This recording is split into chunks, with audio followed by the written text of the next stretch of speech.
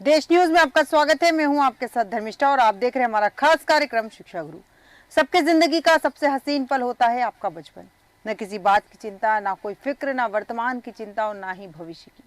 लेकिन एक समय के बाद ऐसा क्षण आता है जब हम आपको जिम्मेदारी का एहसास होता है, भविष्य की चिंता होती है, अपना करियर बनाने की होड़ होती है। जब इस समय में कुछ समझ नहीं आता तो मन में आता है कि काश कोई होता जो हमारा करियर मार्गदर्शन कर सकता।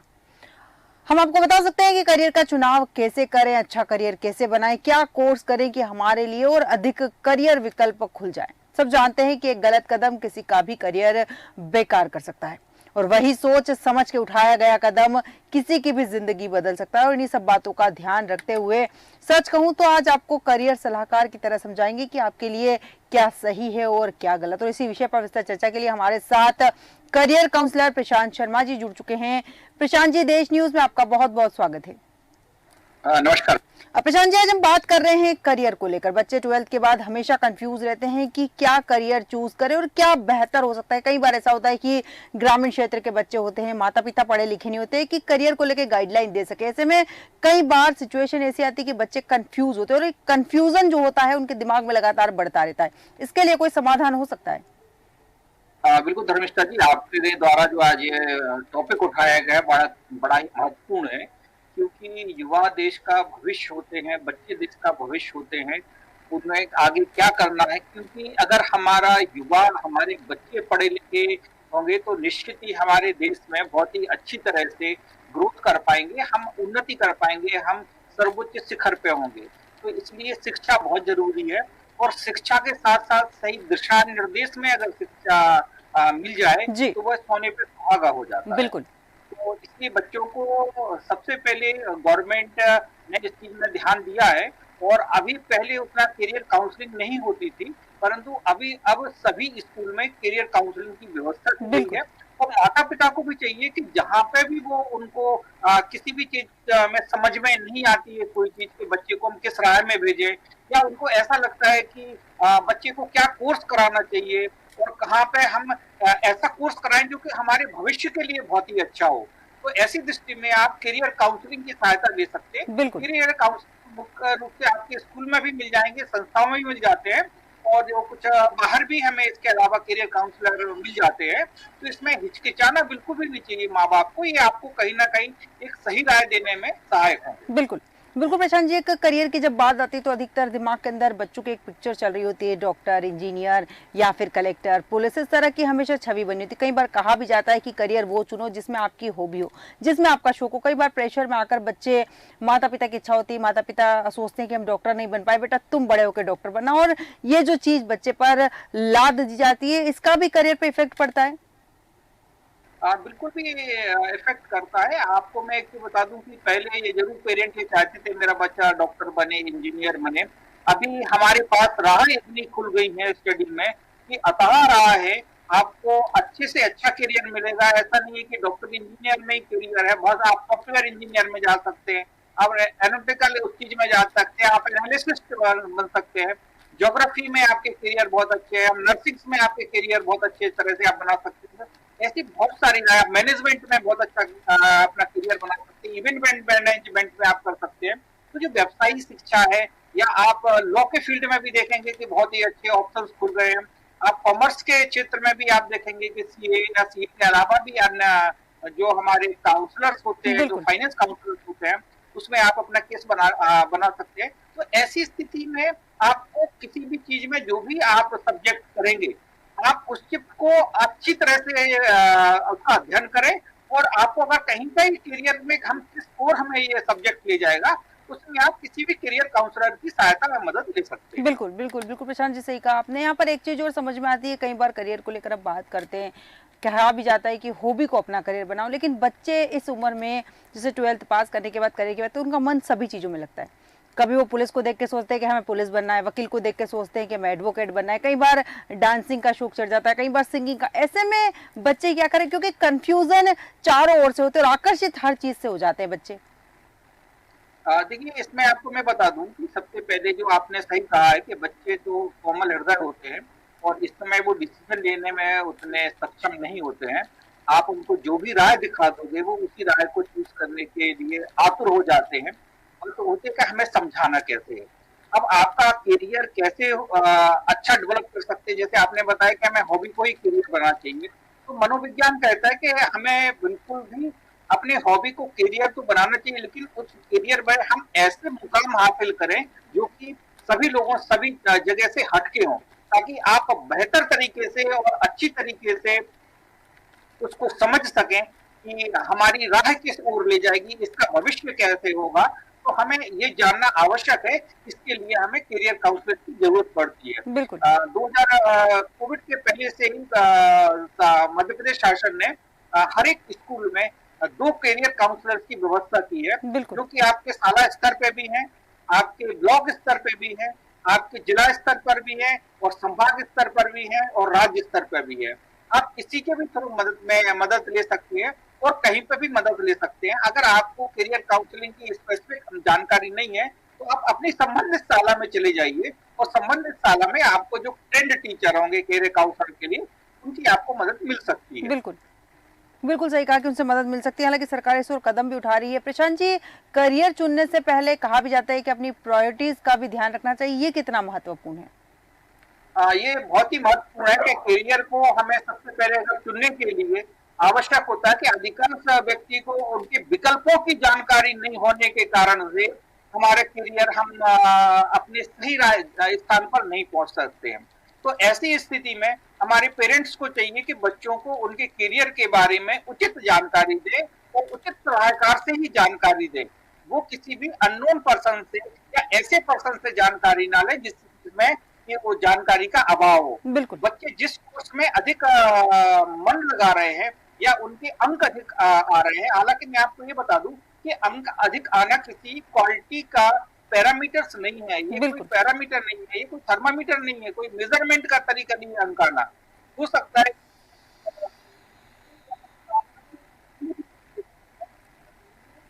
आ गया है वो चीजें और एसटीएस हमने उस कॉपी पर लिख दिया है तो हमारे अंक अधिक आ जाते हैं। तो पेरेंट ये बिल्कुल भी ना समझे, बच्चों की उसकी जागरूकता को समझें कि उसको क्या करना है।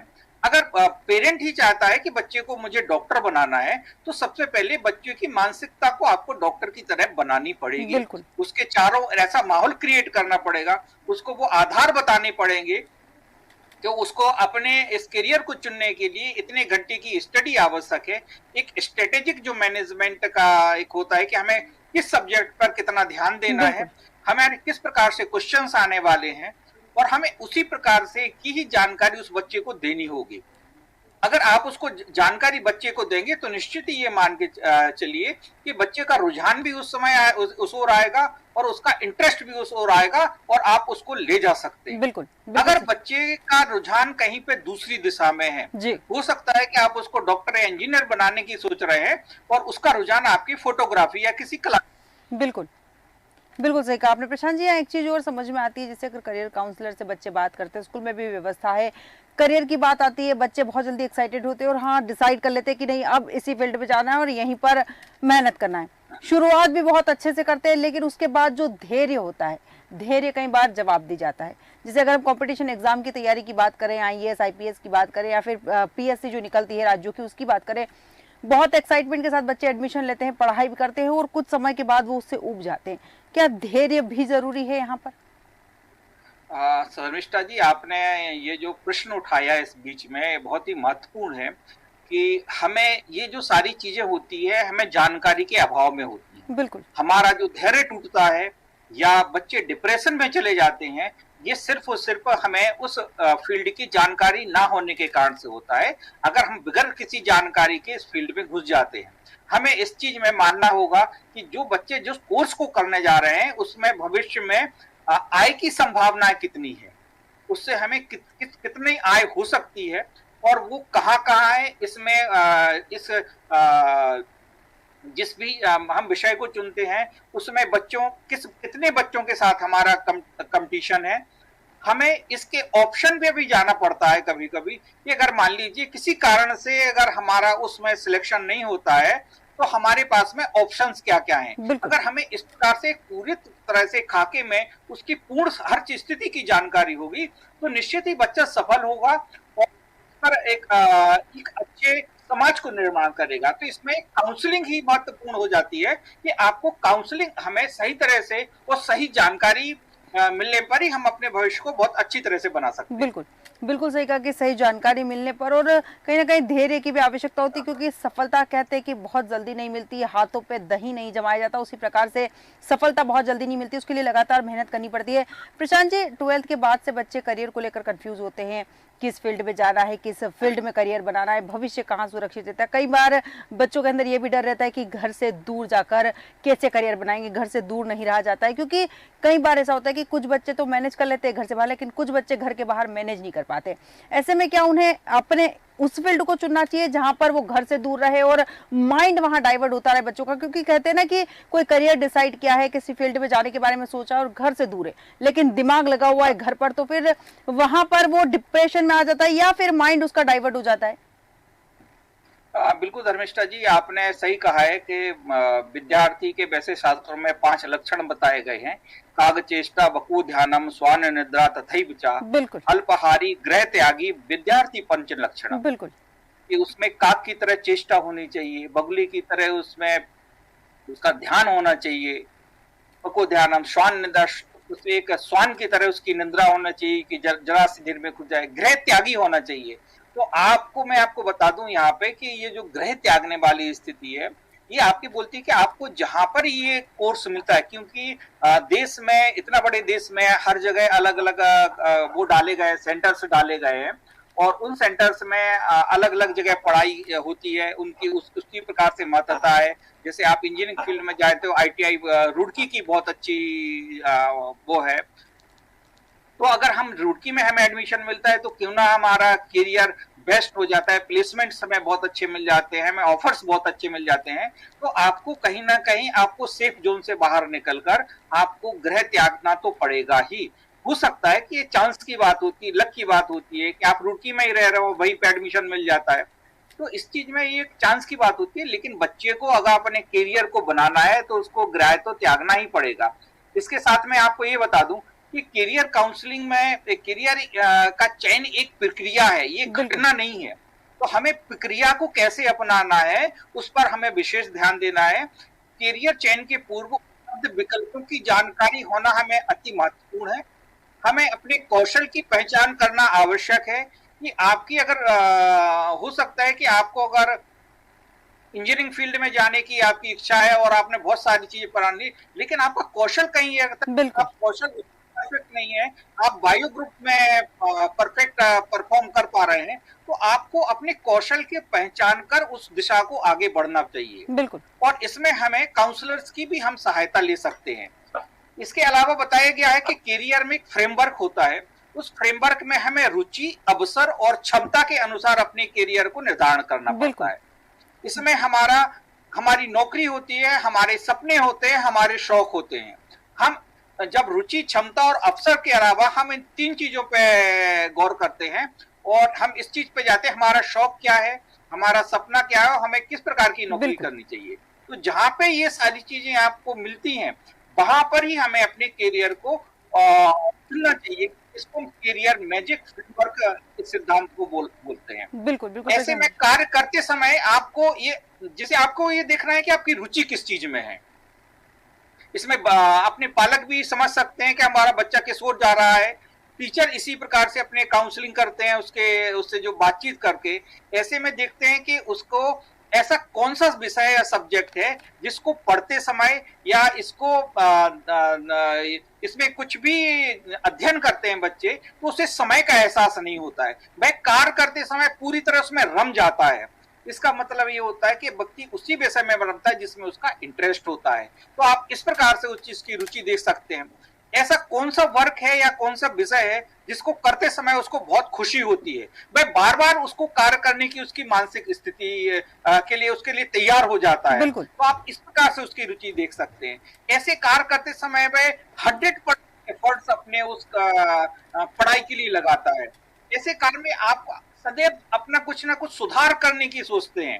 उससे डिस्कस करते हैं आपस में। बिल्कुल। ऐसा क्षेत्र जिसके बारे में आप अधिक से अधिक जानकारी प्राप्त करना चाह रहे हो, तो ये जो आपकी रुचि है, आप रुचि इस प्रकार से बच्चे की पहचान सकते हैं और उसको कैरियर का जो दिशा है उसको वैसे दे सकते हैं। बिल्कुल बिल्कुल प्रशांत जी, बहुत सही बात कही आपने कि बच्चों की रुचि पहचानने की जरूरत है। लेकिन प्रशांत जी, एक चीज़ और समझ आती है, जैसे जब बच्चों को करियर काउंसलर की बात आती है, करियर काउंसलर से बच्चे बात करते हैं, बहुत अच्छे से उन्हें समझ में आ जाता है कि हाँ अब ये फिक्स है, ये हमारी चॉइस भी है और हम इसमें करियर बना सकते हैं। लेकिन जैसे जैसे आगे बढ़ते हैं उनके सामने करियर के कई और ऑप्शन खुलते हैं, और जब कई और ऑप्शन खुलते हैं तो फिर मन जो है, मन बच्चों का कभी भी बदल जाता है। क्योंकि कई बार हमने कई मामले से देखे कि बच्चे कहते हैं घर पे कि हमें बड़ा होकर ये बनना है, और कुछ समय के बाद, साल डेढ़ साल बाद कहते हैं कि नहीं ये फील्ड उतनी अच्छी नहीं है, मुझे अब उस फील्ड में जाना है। तो ये मन का जो भटकाव है उनका, उससे कैसे बचा जा सकता है? सबसे पहले आपको एक शब्द में कहूँ आपकी पूरी जानकारी कि आप ये देखना चाहते हैं कि उसकी रुचि किस में नहीं है, क्योंकि अगर उसकी रुचि जिस सब्जेक्ट में नहीं होगी, जिस कैरियर ऑप्शन में नहीं होगी, तो निश्चित ही रूप से उसका कुछ समय बाद उसका लगाव खत्म हो जाता है। बिल्कुल। तो जो आपने ये जो बात कही है, ऐसे में हमें बच्चों को पहचानना पड़ेगा, माता पिता को अपने बच्चे को पहचानना पड़ेगा कि ऐसे क्या काम है कि जिनको करने से उसका मन जो है कुछ समय बाद डाइवर्ट हो जाता है, बिल्कुल। उसका इंटरेस्ट नहीं है। तो आप उससे पहचान सकते हैं कि बच्चे का है, हो सकता है कि लंबे समय इंटरेस्ट ना रहे। बिल्कुल बिल्कुल फिर प्रशांत जी। ऐसी कोई बात जो और करना वो पसंद नहीं कर रहा, अब आधे करता है अपना उसमें, वो जैसे बोलते हैं ना कि आप अगर कोई सब्जेक्ट कर रहे हैं तो आप बुक्स को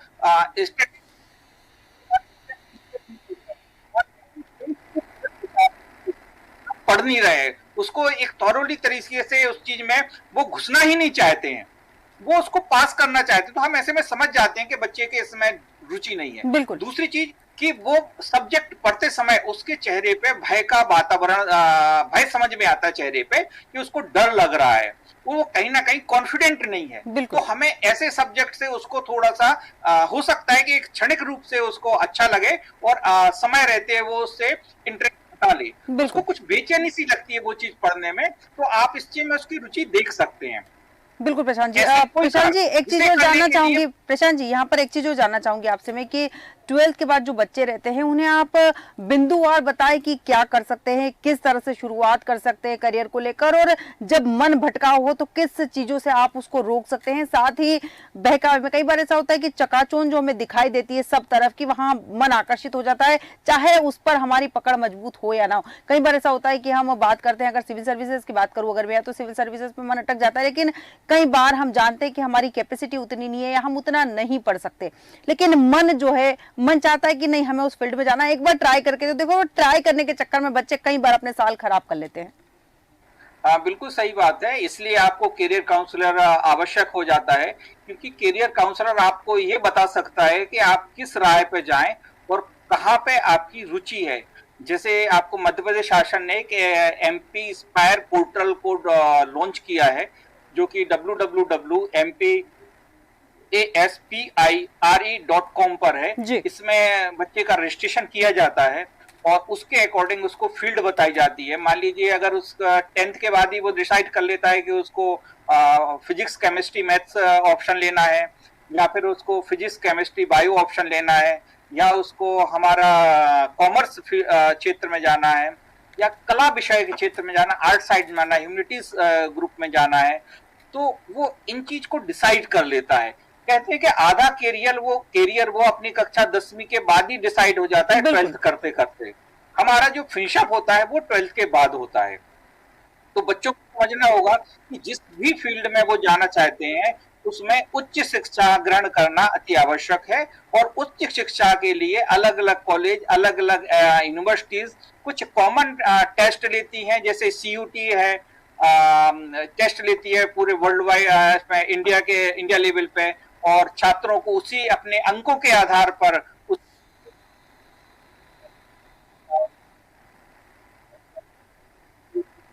जिसमें वो उनके एग्जाम होते हैं उसके आधार पर देते हैं।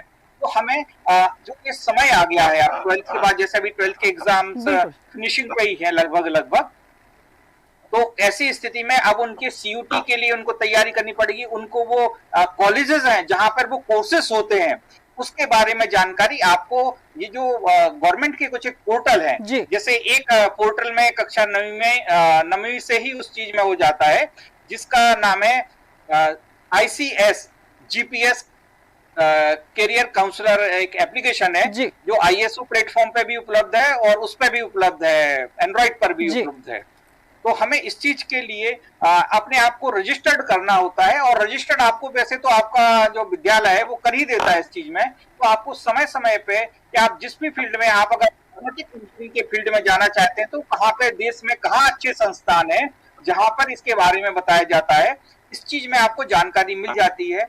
आपके जो जैसे आप कोई मेडिकल फील्ड में जाना चाहता है तो मेडिकल फील्ड के बारे में समस्त जानकारी दी जाती है कि नीट का एग्जाम कैसे देना है, आप नर्सिंग में कैसे जा सकते हैं, आप डेंटल में कैसे जा सकते हैं।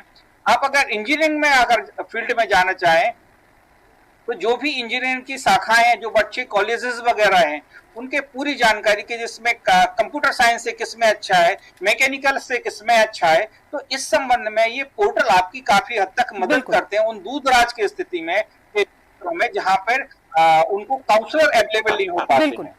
बिल्कुल प्रशांत, तो निश्चित ही अगर हम इनका उपयोग करेंगे तो छात्र को एक सही दिशा में ले जा सके। बिल्कुल बिल्कुल प्रशांत जी, सही कहा आपने कि अगर हम इन चीजों का इस्तेमाल करते हैं और कंफ्यूजन होने पर करियर काउंसलर से अगर संपर्क करते हैं तो ये कंफ्यूजन जो है बच्चों के दिमाग से दूर हो सकता है। तमाम जानकारी के लिए और हमारे साथ चर्चा करने के लिए बहुत बहुत धन्यवाद प्रशांत जी आपका। हमारे साथ है करियर काउंसलर प्रशांत शर्मा जी, जिन्होंने बताया कि लक्ष्य बनाकर आगे बढ़े तो फिर बैंकिंग, रेलवे, सिविल, डिफेंस, कोई भी क्षेत्र हो, आपको तब तक धैर्य के साथ लगातार प्रयास करते रहना चाहिए जब तक कि आपको सक्सेस मिल जाए। मन भटकता है, मन विचलित होता है, लेकिन धैर्य के साथ लक्ष्य बनाकर आगे बढ़ते रहिए तो शायद ये कंफ्यूजन जो है आपके दिमाग में, इससे आप बच सकते हैं। हमारे आज के खास कार्यक्रम में इतना ही। बने रहिए देश न्यूज के साथ।